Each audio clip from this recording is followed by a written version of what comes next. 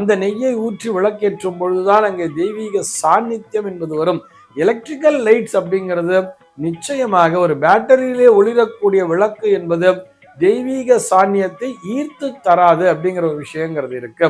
இது போக அந்த விளக்கொளி அப்படின்னு ஒண்ணு இருக்கு இல்லையா, நம்ம விளக்கு திரி அப்படிங்கிறத ஏற்றும் பொழுது அந்த திரியிலிருந்து எப்படி வருங்கிறத நம்ம பார்த்திருப்போம். எப்படி இருக்கும் அந்த திரி லேசா உள்ள கருப்பு மாதிரி நமக்கு தெரியும்.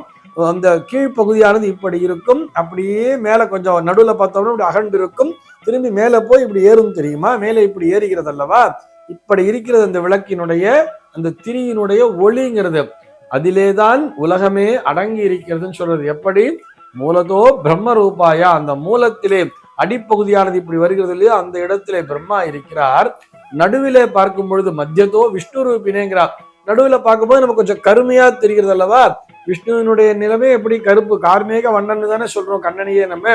அப்ப அந்த கருப்பாக இருக்கக்கூடிய அந்த பகுதிதான் விஷ்ணு. மத்தியதோ விஷ்ணு ரூபினேன்னு சொல்லிட்டு அக்ரதக சிவரூபாயா, அந்த உயர்கின்ற இடம் இருக்கிறது அல்லவா, அந்த இடம் பளீரென்று ஒளி வீசுகிறது அல்லவா, அந்த இடம்தான் சிவஸ்வரூபமாகவே பார்க்கப்படுகிறது.